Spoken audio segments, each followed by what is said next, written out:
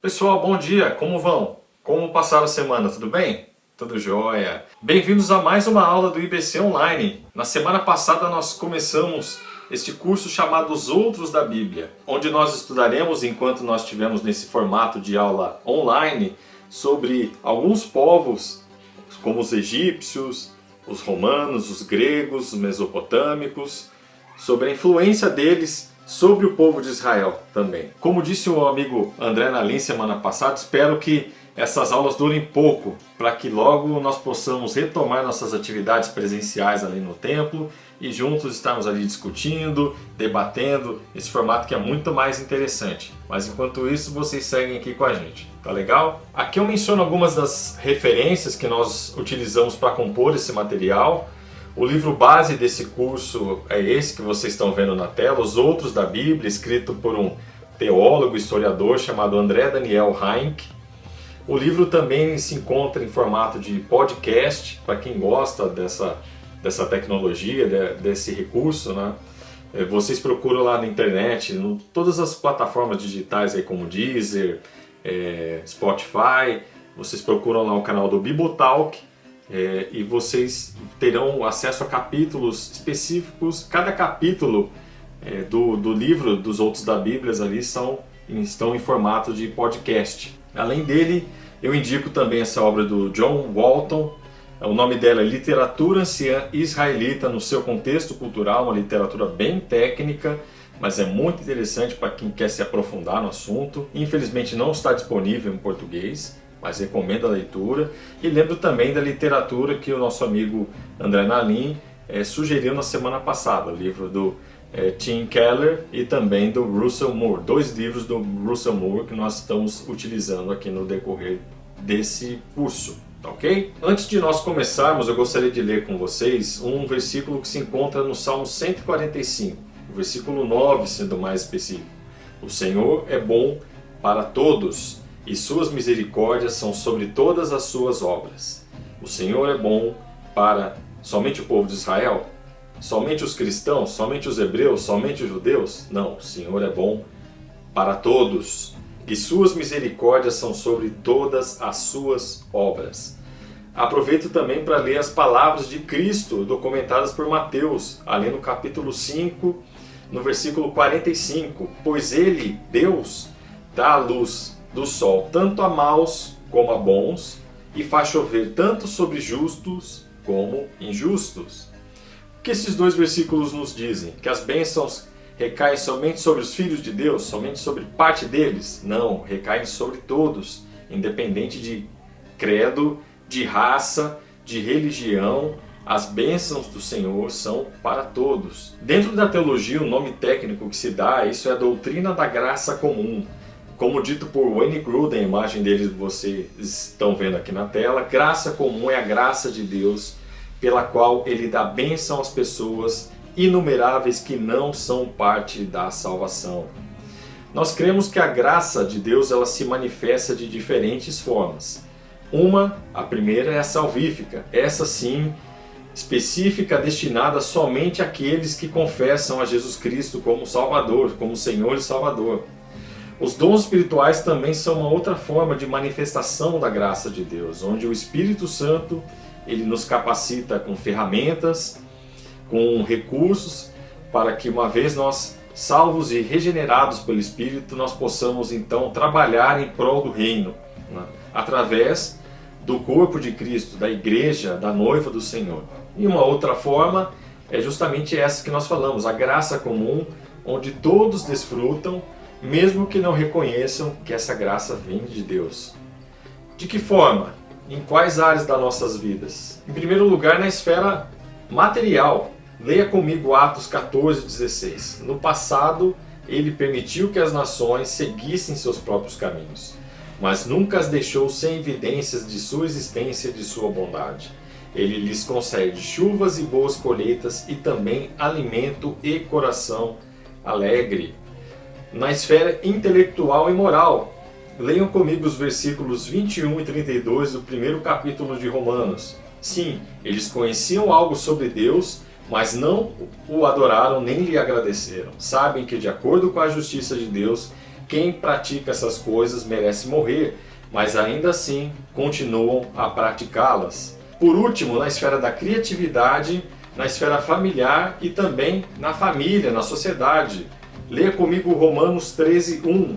Todos devem sujeitar-se às autoridades, pois toda a autoridade vem de Deus, e aqueles que ocupam cargos de autoridade foram ali colocados por Ele. Com base nisso que nós estudamos, que nós acabamos de aprender sobre a graça comum, gostaria então de estudar um pouco com vocês sobre a história dos mesopotâmicos. Esse é o nosso assunto de hoje. Em primeiro lugar, nós vamos falar sobre alguns dos aspectos geográficos. Onde que eles se estabeleceram? Quais os países compõem essa região atualmente? Depois falaremos um pouco sobre o seu legado para a humanidade. São muito importantes e são muitos. Cobriremos também aspectos religiosos, falaremos de algumas das narrativas mitológicas mesopotâmicas. Se vocês nunca tiveram curiosidade de lê-las, de se informar sobre o assunto, vocês vão ficar surpresos e impressionados como muitas delas se parecem com os relatos bíblicos ali de Gênesis. Por último, nós veremos algumas interações entre os mesopotâmicos e os israelitas no decorrer da história, como elas foram importantes também para a construção da doutrina, para a construção da história cristã. De acordo com o Antigo Testamento, toda a história começa com esses três cidadãos aqui. Vocês sabem quem são? Vou dar um minutinho para vocês pensarem. Mais um pouquinho. 3, 2, 1. Sim, você acertou. Acertou quem pensou em Sem, Cã e Jafé. Sem está aqui no canto esquerdo da foto. Ele é um ancestral direto de Abraão, o patriarca dos hebreus, que são conhecidos também por semitas, justamente pela origem em Sem. Cã, aqui no meio da foto, é ancestral de Nimrod. De acordo com Gênesis 10, Nimrod foi fundador da Babilônia. Guarde esse nome, nós falaremos mais sobre ele adiante. E por hora, não vamos focar aqui no último filho de Noé, que é Jafé. Deixaremos para um outro momento. Por enquanto nós vamos focar aqui nos outros dois, Sem e Cã. Mesopotâmia é uma palavra grega que significa entre rios. É importante dizer que nós não estamos falando de um povo, de uma nação, mas sim de vários povos, várias nações com diferentes características, diferentes culturas que se estabeleceram à margem dos rios Tigres e Eufrates. Por isso que elas estão entre os rios. Aqui no mapa vocês podem ver dois rios que mencionei e a região onde eles ficavam, que atualmente pertence parte à Turquia, parte à Síria, parte ao Irã e parte ao Iraque. É interessante ver como essa região, que é uma hora tão rica, tão próspera, ela foi tão prejudicada em função das guerras que acontecem até hoje, infelizmente. As guerras políticas, as guerras religiosas que acontecem, que destruíram toda aquela região e assolam a região até os dias atuais. Prosseguindo então, acabei já comentando com vocês que a Mesopotâmia nascia na atual Turquia, se estendia até o Golfo Pérsico. O relevo sofre muitas variações no percurso. As montanhas ficam ao norte, no norte as montanhas prevalecem, enquanto que na região central ficam as planícies e mais ao sul ficam os pântanos. É por isso que os povos meio que acabavam ficando de forma isolada, eles se isolavam, pois nem toda a região era propícia para residência e para o cultivo de produtos também. Contrariando a imagem que nós temos hoje daquela região toda desértica, na época a Mesopotâmia toda era uma região muito fértil, muito produtiva, muito populosa. Como também já comentei, as cidades eram independentes, as sociedades se organizavam em um modelo de clã agrário, né? Posteriormente, algumas delas se desenvolveram para o modelo palatino. Palatino vem de palácio, isso. Uma organização estatal surgiu então para garantir de que a distribuição de produtos cultivados fossem distribuídos de maneira igualitária. O surgimento do Estado possibilita também a especialização profissional, uma vez que, enquanto algumas pessoas focam em pesquisa, outras caçam e cultivam produtos por elas, garante o alimento daquela pessoa que está focada em pesquisa, né?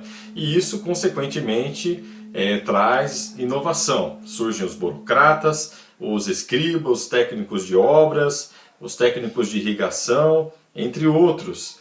Por outro lado, como já era de se esperar, como consequência desse progresso surgem as classes sociais e a consequente opressão do pobre pelo rico, pela liderança local.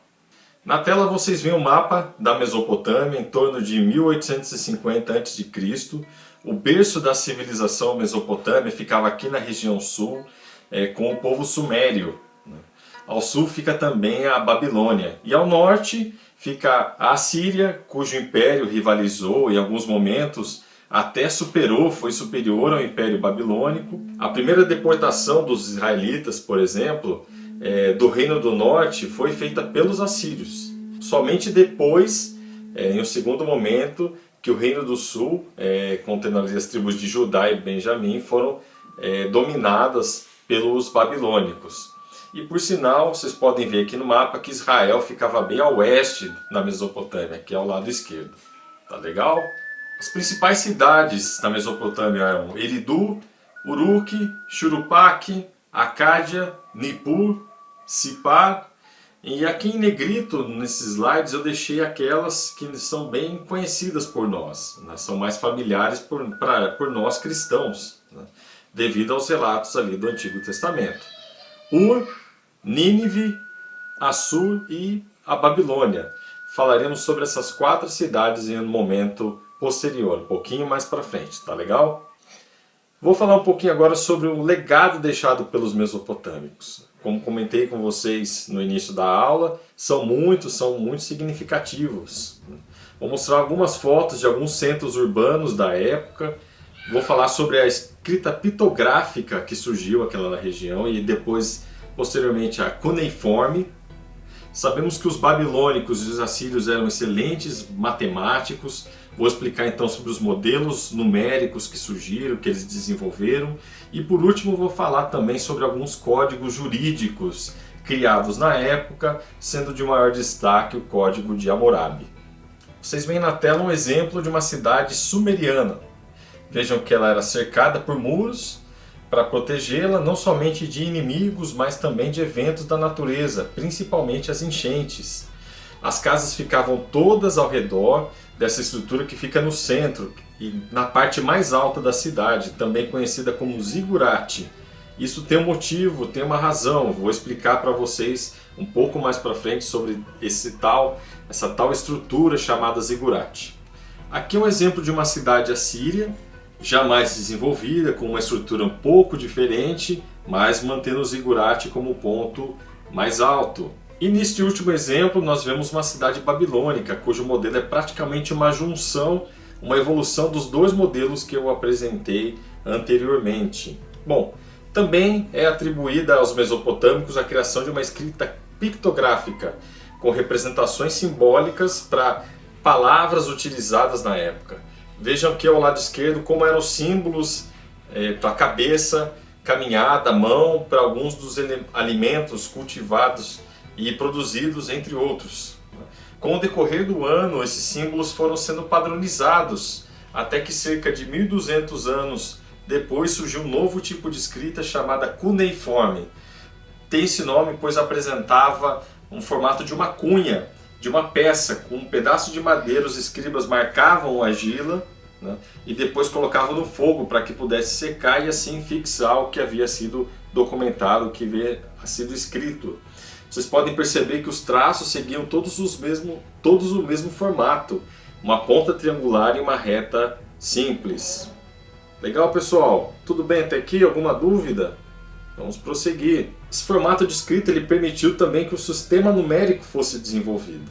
Com os mesmos traços, foi possível criar um sistema numérico com 60 números diferentes. Essa base sexagesimal é utilizada na matemática até hoje, para medida de horas, minutos e segundos, também para medida de ângulos. Uma esfera, por exemplo, ela tem 360 graus. Os mesopotâmicos eles eram excelentes astrônomos, né? Em um documento babilônico chamado Enuma Elish, nós vamos falar um pouco mais para frente, contém relatos sobre a criação de acordo com a visão deles, né? E são feitas várias referências aos meses, aos dias, aos tipos de luas diferentes, e é um calendário lunar criado por eles. Eles já eram bem avançados nessa área naquela época.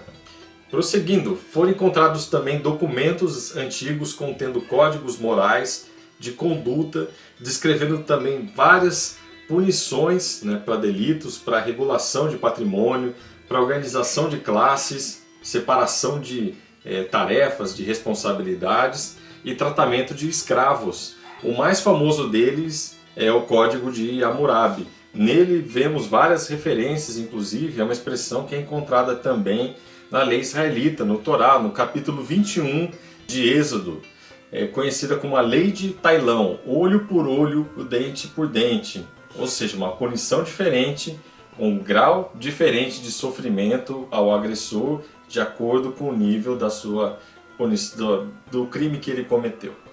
Só um parêntese aqui sobre a lei de Tailão. Posteriormente, o próprio Senhor Jesus Cristo, ele não contradiz a lei, mas dá uma nova interpretação, uma nova perspectiva de acordo com a aliança que ele viria estabelecer.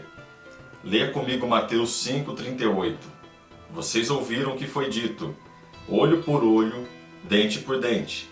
Exatamente a expressão aqui da lei de Tailão. Eu, porém, lhes digo, não se oponham ao perverso. Se alguém lhe der um tapa na face direita, ofereça também a outra. Mais importante que a justiça terrena, o ódio, a vingança, é o amor. Isso que Jesus nos ensina. Prosseguindo, eu vou falar um pouco sobre as religiões. Como citei anteriormente, estamos falando não somente de um povo, uma cidade, mas sim de várias cidades. Cada uma com seus costumes, culturas e crenças. Cada cidade tinha um sistema religioso diferente, mas no geral todas eram politeístas, acreditavam na manifestação divina através das forças da natureza, através de objetos ou locais sagrados, em deuses gigantes com superpoderes. Importante destacar também que os deuses sempre se apresentavam em tríades, ou seja, em conjunto de três. Olha só que interessante. Isso não significa que eles criam uma trindade, um Deus trino como nós cremos, nós cristãos cremos, mas eles tinham essa noção de que três deuses funcionavam melhor do que um. A tríade Babilônia, conhecida como primordial, era composta pelo Deus Céu, An, Deus Atmosfera, Enlil e Deus Águas, Enki. Outra tríade bem conhecida era a tríade astral, composta por Nana, Deus Lua, sim, na língua local, né? A Lua era um substantivo masculino, não era feminino como é no português, né? Shamash, Deus Sol, e Ishtar, deusa Vênus, deusa do sexo. Ishtar também era adorada por outros povos. Nós vemos vários relatos ali na Bíblia. Ela era conhecida também como Astarote, dependendo da região. Temos relatos ali do povo de Israel, inclusive o próprio rei Salomão adorando esta deusa. Todas as religiões elas tinham uma estrutura hierárquica. O rei era considerado o líder religioso, mas delegava as suas funções para o sumo sacerdote. Haviam também os sacerdotes, os adivinhadores, que interpretavam sonhos. Nós conhecemos um pouco mais sobre esse trabalho ali no livro de Daniel. Inclusive ele estuda todo esse trabalho de adivinhação, e se supera quando ele revela então os sonhos ali para aquele povo. Comentei nos slides anteriores sobre essa estrutura muito parecida com templos, que eram conhecidas como zigurates. O zigurate era uma espécie de montanha artificial que protegia os líderes de possíveis inundações e também representavam o local de encontro entre as divindades e os homens. Os israelitas eles tinham uma concepção semelhante, que Deus estava no alto. Lembra do Salmo 121, eleva os meus olhos aos montes, de onde me virá o socorro? Ou do Salmo 23, que faz esse contraste, ainda que eu ande lá embaixo, no vale, longe de Deus, ele não se afastará de mim, estará comigo ali. Interessante dizer que no relato ali de Gênesis 11, relato da Torre de Babel, nós vemos que o autor cita o momento em que os babilônicos eles se reúnem e decidem então, planejam construir uma torre para chegar até os céus. Eles eram excelentes astrônomos, como nós falamos anteriormente. Então eles sabiam que não era possível chegar ao céu.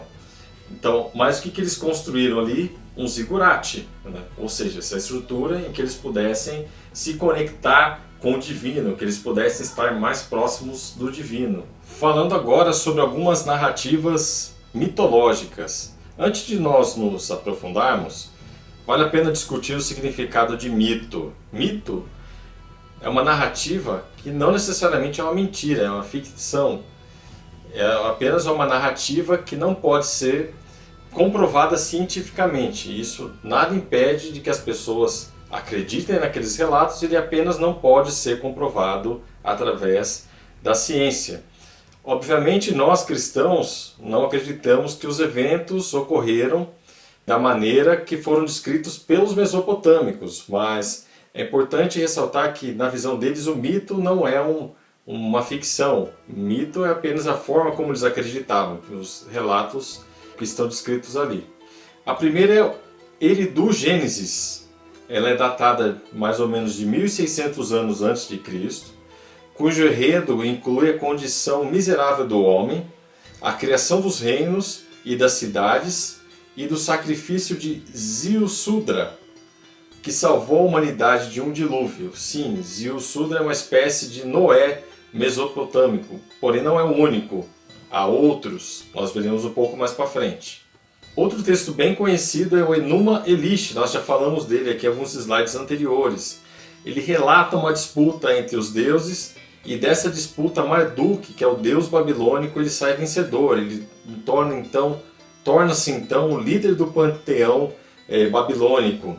E com os restos mortais dos seus inimigos, daqueles os quais ele venceu, dos seus oponentes, ele projeta o cosmo e cria o ser humano para trabalhar para os deuses, para fazer o trabalho que o Deus não queria fazer. A narrativa mais famosa, no entanto, é a epopeia de Gilgamesh, que conta a trajetória do rei Uruk em busca da sua mortalidade.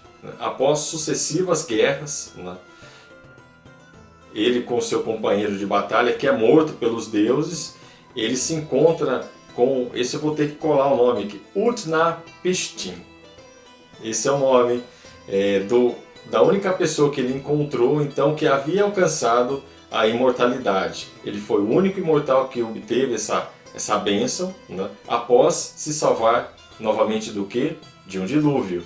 Então, essa epopeia ela termina com um relato de como aconteceu esse dilúvio. Olha só que interessante. O que mais impressiona aqui é a similaridade com os relatos de Gênesis. Fala sobre a família, fala sobre os animais nessa arca, fala sobre aves que foram soltas para verificar se o dilúvio já havia acabado, da mesma forma que Gênesis, e o sacrifício após o término do dilúvio. Para finalizar essa parte, eu queria falar também sobre o festival Akitu, onde eles celebravam o reinício de um ciclo, a volta ao estado natural das coisas, uma celebração muito similar ao que temos atualmente nas viradas de ano, na celebração de Ano Novo, onde nós celebramos o reinício, São novas oportunidades que são nos dadas a cada virada de ano, simbolicamente falando. As leituras de lamentação, também é importante falar, onde homens comuns apresentavam queixas aos deuses após passarem por desastres, mesmo não merecendo passar por aquilo, não tendo merecido passar por aquilo. Algum livro da Bíblia se assemelha? Você lembrou de algum? Se você pensou em Jó, sim. Com certeza você se lembrou dele, e o relato é muito parecido de um homem que a princípio amava a Deus, servia e passa por uma série de dificuldades, uma série de tragédias, mesmo não sendo merecedor daquilo tudo. Nessa última sessão da aula, eu gostaria de falar um pouco sobre as primeiras interações que ocorreram entre os hebreus e os mesopotâmicos. Já falei anteriormente sobre Nimrod, citado ali em Gênesis 10, descendente de Cã e fundador da Babilônia. Nós não temos evidências arqueológicas sobre a sua existência, mas os teólogos eles acreditam de que Nimrod ele teria um outro nome, esse sim de uma pessoa bem conhecida dos historiadores, né? Existem relatos a respeito dele, evidências arqueológicas a respeito dele, que seria quem? O Sargão da Acádia, o primeiro imperador. A Acádia era uma cidade ali na região da Suméria, né? E dali surgiu o primeiro império, sendo que o Sargão era o líder daquele povo, né? Então, acredita-se que Nimrod tenha sido o próprio Sargão da Acádia, ou alguém muito próximo, um braço direito a ele, pois os relatos ali de Gênesis são muito parecidos com os relatos encontrados no decorrer da história, especificamente desse personagem. Acho que você já sabe, mas é sempre importante lembrar de que o povo hebreu ele teve origem como um mesopotâmico. Abrão e Sara viviam com seus pais, seus familiares em Ur, no sul da Mesopotâmia. Após a morte de Arã, irmão de Abrão, eles se mudam então para o norte da Mesopotâmia. Ali eles nomeiam aquela região onde eles estabelecem em homenagem ao irmão falecido. E ali então Abraão, chamado por Deus para sair ali daquela terra e se tornar o patriarca de uma nova nação que ele estava montando ali na região de Canaã. Uma outra interação bem conhecida, uma história bem conhecida, desde criança nós temos acesso a essa história, né, por ser uma história diferente, onde que o homem é engolido por um peixe durante 3 dias. Estou falando então de Jonas. Quando ele foi chamado por Deus, ele foi chamado para pregar para os ninivitas, cidade de Nínive, que também ficava nos polos econômicos, comerciais ali da Babilônia. Então, um texto bem conhecido, mais uma interação bastante conhecida de todos. O exílio israelita ele aconteceu em 2 partes. A primeira foi feita pelos assírios, cidadãos de Assur, cidade mesopotâmica que também foi fundada por um semita, Assur, também descendente de Sem. Coloco aqui os textos bíblicos que falam a respeito disso. E a segunda parte do exílio ela foi feita pelos babilônicos. O livro de Daniel ele começa justamente quando os jovens israelitas são selecionados para trabalharem para o rei Nabucodonosor. Ali Daniel aprende a língua junto com seus colegas, se aprofunda no estudo da literatura babilônica e mesmo assim permanece puro, não se contaminando com os costumes, com os manjares daquele povo. Algumas das influências políticas da Mesopotâmia sobre Israel. No calendário judaico, no sistema monárquico, adotado após o término da Era dos Juízes, né? Ali no livro de Samuel nós vemos essa transição entre os juízes e a monarquia israelita, muito influenciada pelos mesopotâmicos, por todos os povos vizinhos que adotavam esse mesmo sistema. O Código de Hammurabi e a lei judaica, como eu falei lá, alguns pontos elas até se parecem. Falamos anteriormente, né, sobre a lei de Tailão, que está presente nos 2 documentos e que tem esse propósito parecido de conduta moral, de relacionamento não somente com o sagrado, mas sim com a convivência em sociedade daquelas pessoas. Algumas das influências religiosas. Falamos anteriormente sobre as tríades divinas, falamos sobre os lugares santos, falamos sobre o conceito de que Deus vive no alto, nas montanhas. O sacrifício de animais também era comum às 2 nações. A adivinhação, apesar de ser condenada pelos judeus, ela era praticada. Nós vemos ali, por exemplo, em 2 Reis, no livro de Samuel, como comentei anteriormente também, pessoas utilizando da adivinhação para, de alguma forma, tentar descobrir qual que era a vontade de Deus, né? Ali em Samuel também vemos a utilização de um artefato que chamava-se Turim, que era utilizado pelos sacerdotes como uma certa forma também de adivinhação, para identificar qual que era a vontade de Deus para aquela determinada guerra, se eles deveriam atacar o povo, se eles deveriam esperar, enfim. Era utilizado esse instrumento também e que tinha, de certa forma, uma similaridade com esse processo de adivinhação utilizado pelos mesopotâmicos. Falamos também de várias semelhanças entre as narrativas de criação, chamadas também de cosmogonia, né, do dilúvio e também de lamentação. como o livro de Jó também se assemelha àquelas literaturas de lamentação mesopotâmicas. Eu paro aqui um momento para nós fazermos uma reflexão. Em meio a tudo isso que nós discutimos, você deve estar se perguntando, será que os judeus simplesmente copiaram os textos mesopotâmicos, uma vez que eles foram muito influenciados por eles? Será que o judaísmo, consequentemente o cristianismo, são uma farsa? Ou ainda será que todos os caminhos levam a Deus, como o conhecido ditado popular prega? Em primeiro lugar, é importante falar que os mesopotâmicos foram sim os primeiros a escreverem, pois eles se aperfeiçoaram na escrita muito antes dos judeus, dos hebreus. Porém, não necessariamente eles foram os primeiros a conhecer essas histórias. Lembre-se que eu disse que nós, cristãos, cremos que tanto hebreus como mesopotâmicos possuem os mesmos ancestrais. No entanto, ao se espalharem pelo mundo, conforme escrito em Gênesis 11, com diferentes línguas, diferentes costumes e principalmente com a cegueira espiritual causada pelo pecado, esses escritos eles foram sendo adaptados para outras realidades, eles foram sendo distorcidos e fugindo do escopo original que nós vemos, que nós acreditamos que esteja ali nas Escrituras. Em segundo lugar, nós vimos no início dessa aula que sim, Deus se revela a outros povos, mas friso que a forma como Deus se revela através da criação, das suas obras, da providência material, como nós vimos, intelectual, social, é através do que nós chamamos na teologia de revelação geral. A revelação a qual nós temos acesso através da graça, que contém descrito todo o plano de Deus para a redenção da humanidade, é chamada de revelação específica, que se encontra aqui, nas Escrituras, nessa versão aqui que eu peguei da minha filha. Nela nós sabemos como Deus atuou através do mesopotâmico Abraão, transformando-o em um patriarca do povo hebreu, atuou através dos outros patriarcas, juízes, reis, sacerdotes, profetas, até a vinda do nosso Senhor Salvador Jesus Cristo, a figura central da Bíblia e deste plano redentor criado e elaborado por Deus Pai.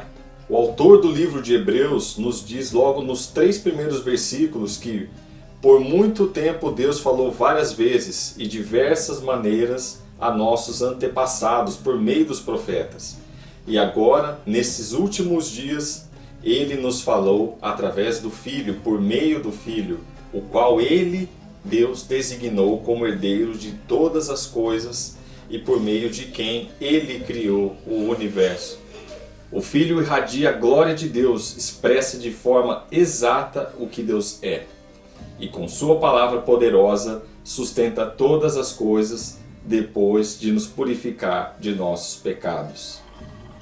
Pessoal, nós não temos muito tempo aqui para fazer um estudo aprofundado como nós fizemos ali nos encontros presenciais, mas eu queria deixar uma lição de casa aqui para vocês como tarefa. Eu queria que vocês, no decorrer dessa semana, para que vocês lessem novamente o texto sobre o chamado de Abraão. Como eu comentei anteriormente, o texto está ali em Gênesis 12, de 1 a 8, e procurem fazer esse exercício de imaginar o que se passava na mente de Abraão. O que Abraão pensava, fazer esse exercício do que Abraão pensava quando ele foi chamado por Deus. E como esse chamado ele teve um impacto na forma de Abraão ver o mundo e como isso transformou sua vida. O chamado, por exemplo, ele mudou a forma de enxergar a Deus. Deus não era somente alguém, um super-humano com superpoderes que estava ali no monte, separado, mas sim Deus estava ali com Abraão o tempo todo, conversando com ele, acompanhando durante o processo. Esse chamado também o tirou de uma grande civilização, de uma zona de conforto, uma área tecnológica, uma área em ascensão. Quem não gostaria de morar numa área... Hoje as pessoas procuram morar em grandes centros como Estados Unidos, no Japão, na Europa, para justamente ter mais acesso a essas tecnologias de ponta. E essas tecnologias na época estavam todas ali centradas no povo mesopotâmico. E Deus o chama para tirar aquilo de Abraão. Aquilo não era prioridade na vida dele. E o chamado então tira-o da zona de conforto, da grande civilização, para levá-lo para um desconhecido, onde ele não conhecia a região, não sabia como era aquela região, apenas confiando que Deus o sustentaria durante essa viagem até lá e depois quando ele se estabelecesse ali. Esse chamado também o tirou da dependência de autoridades, como nós falamos aqui, eles todos depositavam sua confiança numa estrutura estatal, mas Deus mostra aqui que Abraão não deveria depender de pessoas, sim, mas sim do próprio Deus para o conduzir durante esse processo. E finalmente esse chamado o transformou em um missionário para testemunhar a respeito de Deus, desse Deus criador, desse Deus pessoal e também de abençoar a vida de outras pessoas. Através de Abraão, não somente surgiram os judeus, os cristãos, mas também os muçulmanos, ou seja, ele abençoou outras pessoas, independente da crença, ele abençoou a vida de outras pessoas. E através dele então vieram várias gerações até que nós então conhecêssemos nosso Messias, nosso Salvador, Jesus Cristo. Tá ok, pessoal? Esse foi o conteúdo da aula de hoje, bem resumido, mas espero que vocês tenham gostado. Se tiverem alguma dúvida, alguma sugestão, fico à disposição aqui pelo canal da igreja, também pelo meu e-mail que eu estou colocando aqui embaixo. É isso. Deus abençoe vocês, um excelente domingo, aproveitem também o culto e até semana que vem, quando André voltará com outro assunto muito interessante dentro desse contexto de outros povos da Bíblia. Tá bom? Grande abraço, Deus abençoe e um excelente domingo.